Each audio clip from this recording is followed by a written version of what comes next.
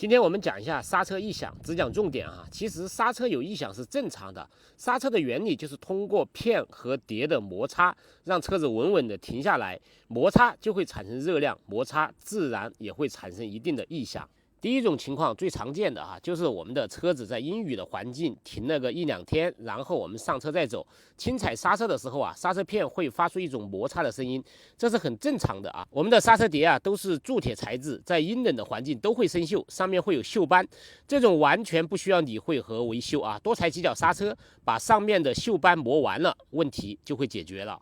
第二种情况就是长时间停车，然后我们在起步的时候后面的2个轮子发出一种金属断裂的声音，那很多新手的司机就被吓到了铁质的刹车盘产生的锈迹和我们的刹车片产生的粘连电子手刹的原理就是把刹车片和刹车碟紧紧的压在一起，产生摩擦力。电子手刹刹住了车子，我们车子停得太久，并且阴冷天气，那刹车片和刹车碟就紧紧的粘在一起了。电子手刹的挤压力释放以后，刹车片和刹车碟完全是用前进的力量给崩开的，声音比较大，但是这属于正常情况。第三种情况就是我们一前一后来回倒车，感觉4个刹车的位置都有响声。其实你明白这个逻辑以后，就知道这是正常的了。刹车碟是固定在轮子上面的，而我们的刹车片并不是100%的纯固定，它有一定的间隙。当我们不断的前后驾驶，特别是在倒车入位的时候，这种间隙不断的前后切换而产生正常的一个噪音。第4种噪音就是你走了烂路或者泥水路面以后根据车子行驶的速度，也就是轮子转动的速度，发出有规律的摩擦声。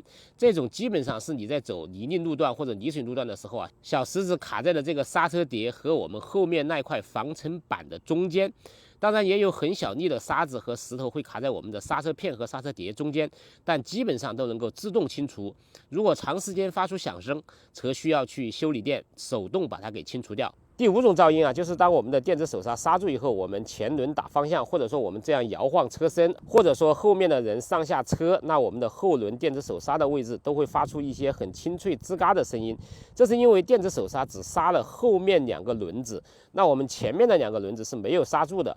它会有一个轻微幅度的摆动，当然我们打方向的时候更不用说了，整个车子在摆动，后面是锁定的，所以说我们的刹车片和刹车碟或者说后面的连接件也会发出一定的响声，这属于正常的情况。第6种就是磨合期长期急刹或者说激烈驾驶以后马上用水冲洗轮胎。那第1种情况就是磨合期的时候也就是500公里以内长期急刹，会引起刹车片和刹车碟摩擦面不平整，产生异响，就自然很正常。那激烈驾驶以后刹车用得过多，刹车碟过热，那这个时候你马上用冷水冲洗，很可能会产生刹车碟的轻微变形，那自然也就有了异响。第7种异响就是刹车片磨到了极致。其实我们在把轮胎拆掉以后，或者说去做保养的时候，或者说补胎的时候，大致可以观察一下刹车片的肉厚。那前面2个轮子的刹车皮厚度大致是一致的，后面2个轮子的刹车皮厚度也是一致的。作为一个极少用刹车的人我第一部车子跑了10万公里，刹车皮我检查大概还有75%左右。